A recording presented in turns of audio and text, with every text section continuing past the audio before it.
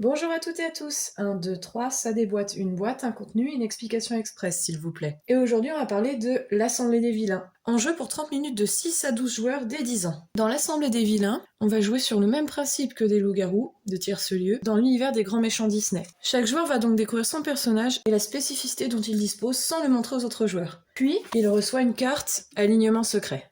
Pendant la nuit, les traîtres choisissent d'éliminer un loyal, tandis que le jour, ils se mélangent parmi les loyaux, et peuvent se dissimuler ou semer le doute dans les esprits pour faire éliminer un autre loyal. Les loyaux tentent de découvrir qui sont les traîtres avant qu'ils ne se fassent tous éliminer. En plus de la carte traître ou loyaux, on reçoit une carte de personnage, donc avec les personnages principaux en noir, et avec leurs acolytes en marron.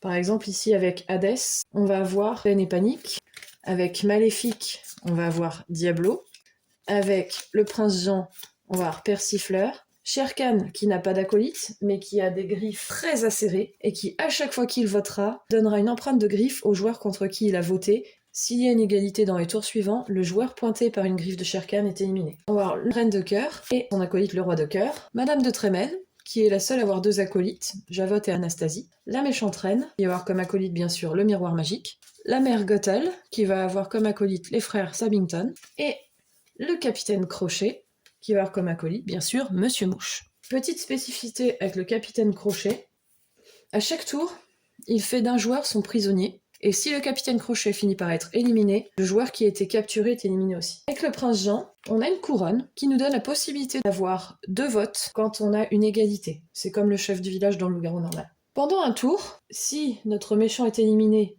et qu'on a voté en tant qu'acolyte contre notre méchant, s'il était loyal, on est éliminé aussi. Par contre, s'il était traître, on n'est pas éliminé. Et si un acolyte est éliminé, le méchant ne subit rien. Qui parmi tous ces méchants régnera sur le royaume? Qui des traîtres ou des loyaux l'emportera? Dans un monde de méchants, peut-on vraiment avoir confiance? À vous de jouer.